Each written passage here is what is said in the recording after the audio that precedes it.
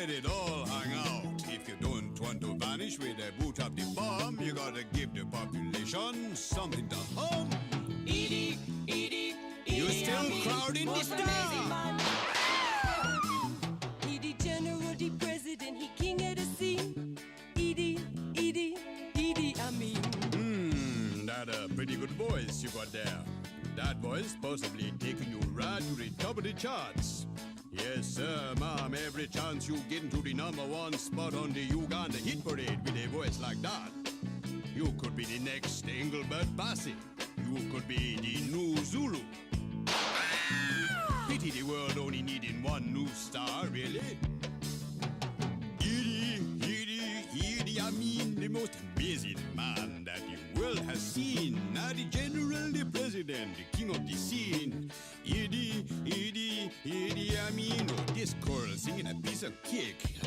Let's go now, Edie, I mean. Whoa, Edie, I mean. Listen to the falsetto going there. Not often a black man get that far up, you know. Edie, I mean. Don't forget the name there, folks. Edie, I mean. How I love the sound of it. Edie, I mean. Ooh, Edie, I mean. Who wrote the lyrics of this? Is poetry. Edie, I mean.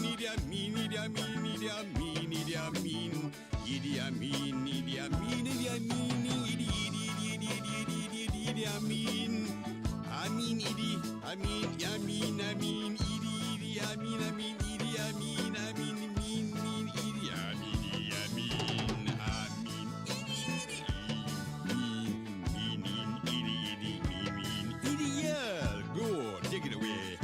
Don't bring it back. Edie, I mean. Oh, Edie, I mean. What is it about this name I like? I don't know. Edie, I mean. Oh, yeah, Edie, I mean.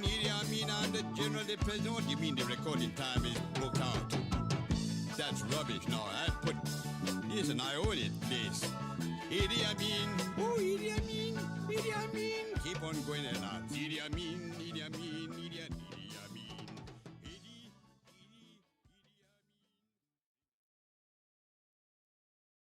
Anyway, here's my first song called It's Only a Cute Girl. Hey, look at me. I'm standing here sad and lonely without a fire, but a desire to not hear you say I have a boyfriend.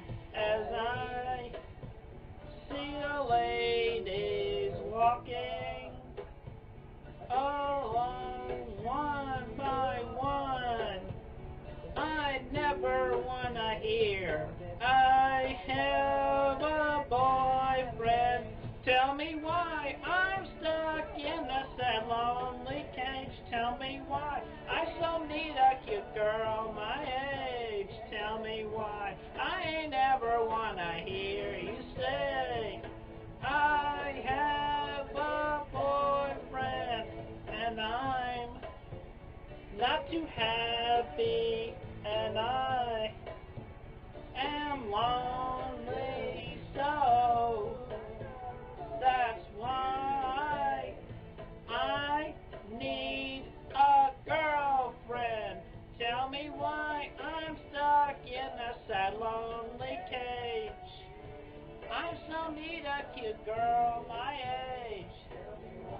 I really mean it when I say I need a girlfriend. Why do all of the jerks take all the pretty women? You may not notice, but you should know that I am a lonesome heart, and I have no fire, but a desire to not hear.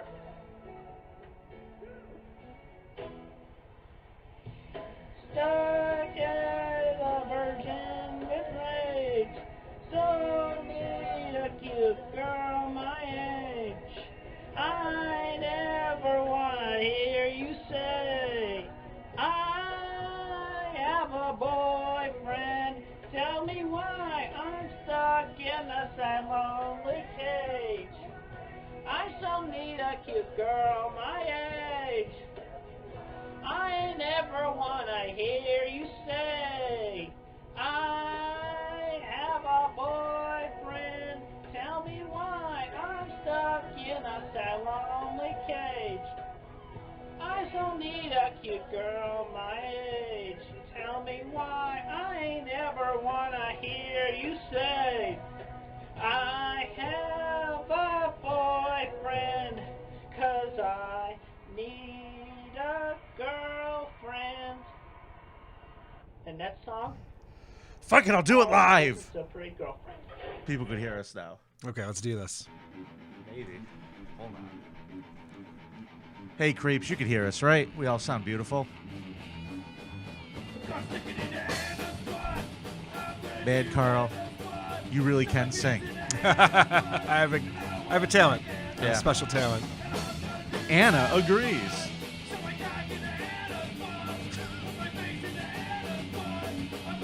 I had an artistic interpretation of this song that I needed to get out. You wouldn't understand, Vinny. It's an artist thing. So listen, Yeah, I'm going to say this to the people who are watching live. Sorry about the fuck up. Karl gnawed through the Ethernet cord. And it fucking knocked the whole thing down. The amazing part was I wasn't even in the room at the time, and I was still able to gnaw through it. It's amazing. Those teeth are something special. Something impressive. Wicked set of choppers. Cam Critical, I will do requests next week, I promise. Whatever you guys want. We were having tech problems again. I'm calling fucking Time Warner today. Okay. I'm going to call them on behalf of the club Spectrum, whatever the cunt they are. Yep. And just fucking yell at them. They're the worst company in the world. Okay. All right. Do that. Let's, you want to do a creep off? Let's do the creep off, Vinny. Attention parents, what you're about to see is not suitable for kids. Shoot, it's not even suitable for some grown-ups. You might want to walk away now if you ain't into these type of things. I'm going to give the people what they want. Sensation, horror, shock. I'm gonna deliver the goods because I'm alive and I'm not backing down. Cuckoo, cuckoo. Bring out your dead!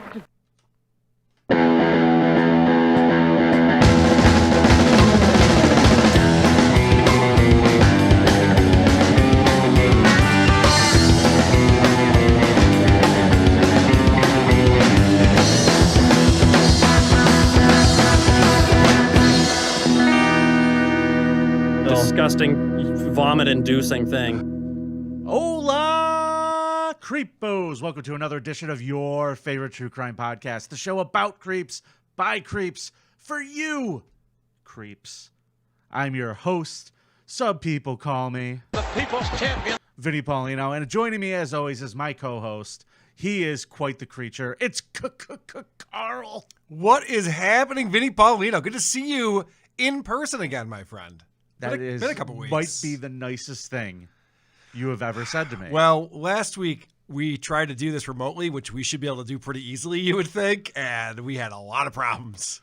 So it's good to be back in the studio. I will say that last week I didn't come in because my wife had tested positive for COVID. She is still testing positive for COVID. I have been clear all week. I have not tested positive. It's funny. I took a test yesterday because I was at a show where apparently someone had it. Yes. Fucking marvelous. Yep. And negatory. Very good. Look at us. Negatory. We're fucking immune, Being baby. a creep, man. I'm telling you, it's the right way to be. Yeah, COVID is scared. Correct. COVID fears Karl and Vinny. COVID's uncomfortable around us. COVID's like, go to the next one. Yeah. Go to the next one. All right. So last week, I forgot to play the recap. Here it comes. This is what happened on last week's episode. Hey everyone, Tucker Tixon here with your one and only official weekly recap. This week, Karl and Vinny tried to take on the Herculean task of trying to find not one but two creeps in Hollywood whose name wasn't Harvey. So it sounds like Harvey Keitel is going to get away with it again. Karl's creep was a strong man who could throw women clear across the room while forcing 4 women into his crotch all at the same time. Whereas Vinny's creep only had one rule for his executive boardroom. You have to be a 15 to 17-year-old male, you have to do copious amounts of drugs, and you have to have sex with him. Normally this would give a creep the edge, but I left out one thing about Karl's creep. He greenlit the show Friends. Yes! Anyway, Tucker, out. Responsible for Friends. I guess that didn't factor into the voting. Well, it didn't because, ladies and gentlemen, it looks like Vinny has 59% of the votes. fuck yeah! Excelsior, true believers. Thank you, everyone, for helping me beat Karl once again. The score is now 1-1 in this round. Please. I can hear it. Cheering, the cheers from the rafters, ladies and gentlemen. You suck. Yeah, I do. It's live streams, but not at Yes, this fucking correct. game. But you're good at the game, I guess. Not at this game. All right, so this week we're doing Creepiest FBI Agent. We were going to be doing Creepiest FBI Agent Yeah. until we started trying to research it. And I think, Karl, you said it best when we chatted for a minute last night. He goes, Vinny, we're not going to find stories. They control the narrative. Yes, they're able to bury these stories. If somebody in the FBI did something wrong 70 years ago, you won't know about it. It's very... After spending about 2 days since this was like in the lead, I started looking for a creep.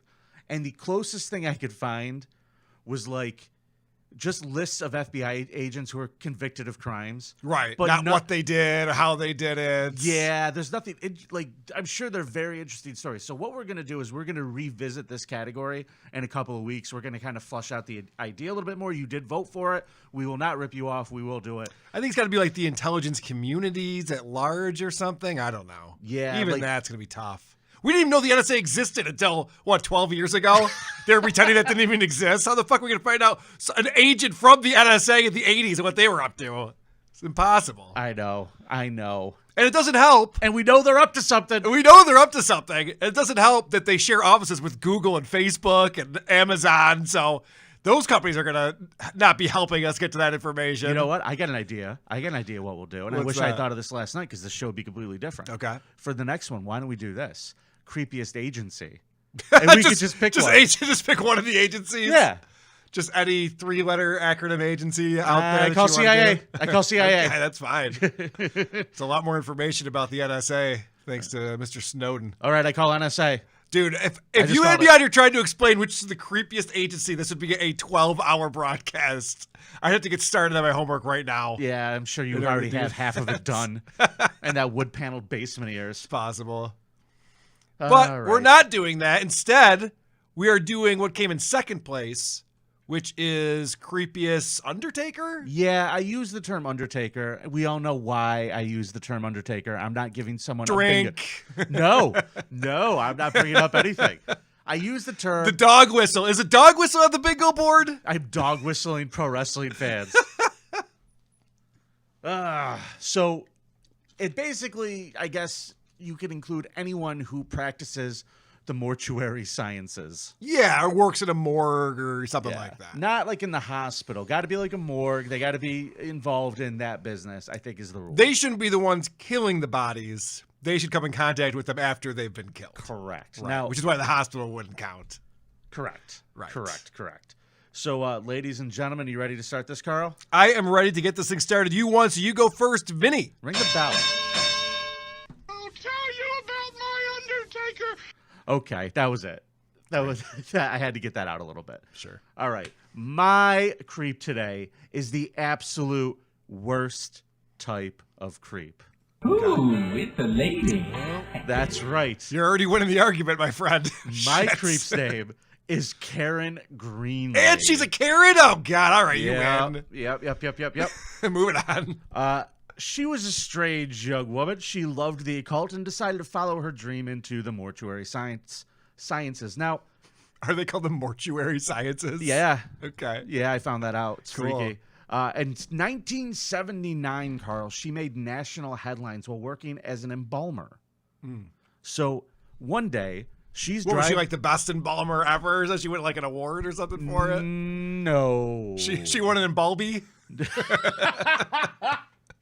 No. No, okay. No, Karl. She drove off in a hearse with a dead body in it that she was supposed to be taking to the cemetery for the funeral. Sure. The family is standing there waiting for the hearse. Mm-hmm. There they see it. They see her driving, and then they see a U-turn. Just tires squealing, and this car went the other way. Uh-huh. So obviously the family was confused. I'm picturing like the cops in Dukes of Hazzard getting into their cars real quick and starting to chase her, going over jumps and stuff. No. There was no bootlegging going on. Okay. This Karen disappeared with this body for days. Okay. She's eventually found one county over. Didn't get very far. She didn't get very far, but she was hiding in some type of cabin. Gas is expensive. And when they found her, she was been trying to overdose on Tylenol with codeine. Can you do that? I don't think so. I don't she think didn't so. do it well. Yeah. Either way, they pumped it. They pumped her stomach, and they found the body. They found the hearse. And when they opened up the casket to make sure that the body was not disturbed, they found something quite interesting. Carl, would you like to guess what they found? Was it cunt juice? Yeah. I'm wound up today. Yes. I'm sorry. What do they find there, Vinny? They found a 4.5-page letter. What? Her fucking suicide note. Okay. Her 4.5-page long suicide note. She left it in the casket with the body. Now, what did it say? It said, I don't know how to commit suicide. I sure I'm bad at this committing suicide thing. Is that what it said? Roughly. Boy, is my face red. It was a letter confessing to having amorous relations with over 20 to 40 dead men's bodies while working at this morgue. Okay, I don't know how that works. We're going to talk this about to it. Me. The letter Viagra's great. Don't get me wrong, but I don't think that's going to do it. Well, the letter said, "Why do I do it? Why? Why? Fear or love? Relationships? No romance ever hurt like this. It's the pits. I'm a morgue rat. This is my rat hole, perhaps my grave." That's what was in her letter. Now, she's going to be charged with something. She survived this. She stole a body, stole a hearse. She's fucking corpses. Would you like to guess what she was charged with, Carl? Fucking corpses? No. Oh, okay. Because apparently in California at the time, there was no law against it. You know what? I'm glad that there's no law against fucking corpses. It tells me the society's going well. Why? You as think there's a chance you might actually get laid again? No. My wife's not that old. As soon as there are laws. She's all COVID-y, though. So the fact that you have to pass that law is a bad day for society. Well, I'd have to say. Because of Karen, the law was passed. I will say that. Should we make this fucking dead people illegal? Yeah, I think we probably should. Yeah. She was charged with stealing the body and the hearse. She got 11 days in jail and a $255 fine. Okay. Okay. She was placed on 2 years of probation with medical treatment recommended. Okay. Meanwhile, the mother of the dead man whose body she stole sued her, claiming that the incident scarred her psyche. She asked for $1 million, but she ended up settling for $117,000. From who? Did she have that kind of money? I think she got a lot of it from like the funeral home and stuff. I think she was suing everybody. Oh, okay. So the real source of the information on this creep, that is what is publicly known. Mm-hmm. Because you would assume after this happens, you would disappear. Yes. And you would hide your head. You got away with this. You're done. Yep. You could start a new leaf in your life. Well, turn over a new leaf, I believe is what you do. I believe that is correct. You could turn over a new green leaf.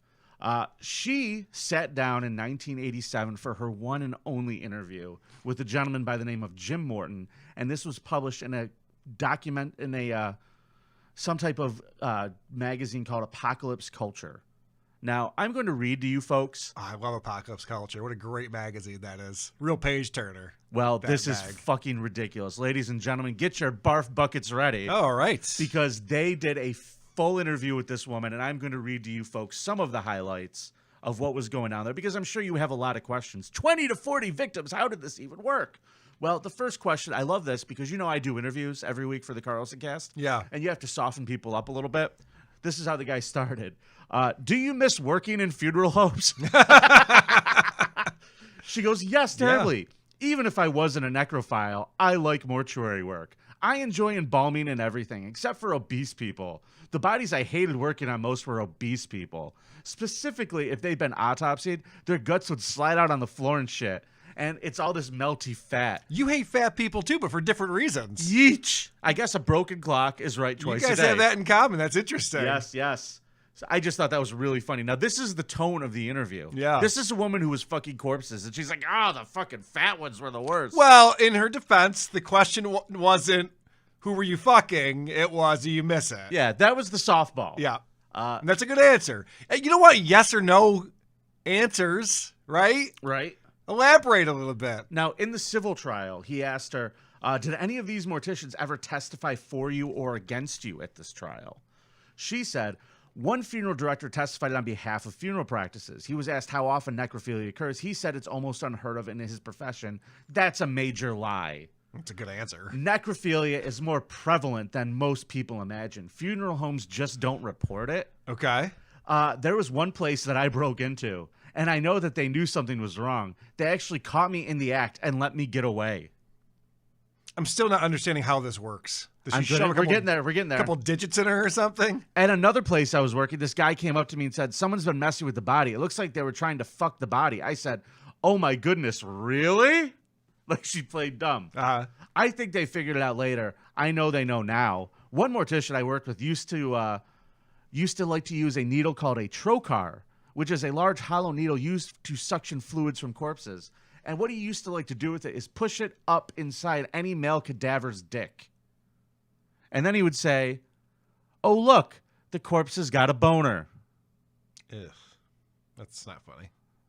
Yeah, you're not laughing, are you? No, it's not fun. Yeah. Nothing fun about that. Yeah. I was reading this and I was kind of... So you say you were caught in the act of necrophilia once? Can you tell us a little bit more about that, Karen? Yeah, that's a good follow-up. Yeah, I tried to kill myself and was living at a halfway house a couple of blocks up from this funeral home. I decided to go to a mausoleum and try to kill myself again. She's really bad at killing herself, folks. No shit. The mausoleum had a door connecting it to the mortuary. I was sitting in there, really depressed, when just for the hell of it, I decided to try running my driver's license along the edge of the door, and click, the door popped open. Sure. Sounds logical. I couldn't believe it. Sure. So I went into the prep room, and there happened to be a body in there. I had me some fun. That's a quote. I'm not buying any of this. When you're suicidal, you're not also horny. Those two things are not happening at the same time. Listen to what she said. I'm depressed, I'm suicidal, and God am I wet. She said, I did my thing and forgot all about killing myself. Well, that's good. Yeah. All you need is love, I believe the Beatles said. Love is all you need. I told the folks at the halfway house that I stayed the night with friends. I went in there several more times. Sometimes there were absolutely no bodies, so I turned around and snuck back out. About a week later, I snuck back into the funeral home. I was on the prep table having, quote, a good old time, when all of a sudden I felt like there was somebody nearby. Next thing I heard people walking down the hallway. Ooh, alive people? Gross. Ew, you're not supposed to be in here. Do you mind? My clothes were in quite a state of disarray. I had blood on me and everything else. It had been an autopsy case. Ugh. It's terrible. My clothes were in quite a state of disarray, she said. There was a casket with the lid open in the side casket room, so I ran in and hid behind it. Okay. The casket was on a church truck, so they couldn't see me, but they could see my legs. Now it's turning into Scooby-Doo. She has to put on outfits, pretend she's one of the dead people. As they walk by, wait a second. That's hysterical. That's pretty much what it is. So they're like, was somebody fucking a body in here? And she's just fucking freezing. And they're like, hey, you behind the casket. That's exactly what she did. Yeah. One of them said, you go get the gun and call the cops. I'll stay down here. I knew I only had one chance, and so I busted out and ran. I knew the layout of the place, so I just ran down the hall and out of the place and out of the cemetery. At the time, I still had a friend who worked at a funeral home, and he said, somebody broke into the funeral home. They know it was you. Yeah. That's funny. So this girl is really weird, man. Like, her comfort level with necrophilia is fucking disturbing. Okay? Yeah, she jumped right into it. This isn't something she eased herself into, is it? Now, she found herself a boyfriend and was like, I'm settling down. This is it. She said they put in an alarm after that. I think they called the police, but there was never any charges. I'm sure they didn't want the publicity. That was the last time I got very close, except for I've broken into a few tombs. Oh, wow. Okay. So she's in a ball where she's just like, I can't get enough of it. I can't work in the field anymore. So now I'm just running around having a good old time. Now, they asked her, how did you do it? Yes. Thank you. That's my question. Yeah. I'm just going along with this interview because it's fucking fascinating. Yes, that's the question. People ask questions like that. Even people who seem pretty cool seem to have open minds. Then you tell them, they say, that's very interesting. They don't want to have too much to do with me after that. I don't mind telling people how I do it. It doesn't matter to me. But anyone adept sexually shouldn't even have to ask Karl. I feel like I'm not cool in her She is in her eyes. such a fucking snarky bitch. I know. Too. I was wondering the same thing. I guess that's this equivalent of asking like a trans woman if she still has her penis, right? Yeah. It's very offensive to ask someone who fucks Necrophiliacs, corpses. you cannot ask them. Yeah, they're like, really? I mean, you're gonna ask me that? Yeah. It's very offensive. Doesn't everybody fuck a corpse the same way, Karl? Yeah, right. One leg at a time. One leg at a time. So she said, people have this misconception that there has to be penetration for sexual gratification. Okay. Which is bullshit. Okay. The most sensitive part of a woman is the front area anyway. That's And what my wife keeps telling me too. I'm like, I don't know. I don't think so. I don't think that's true. Why don't you just try to ride it some more? She says in the front area anyway, and that is what needed to be stimulated. Okay. Now, she talked about how she also enjoyed the smell of death, Karl.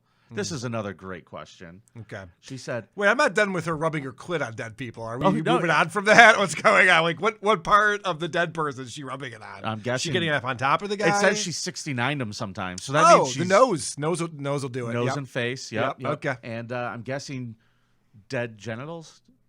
Yeah, I don't know. That's what I was Maybe she wondering. stuck one of those needles in there and made a little stiffy. I don't She think learned so. from the other guy. I doubt it. Sure.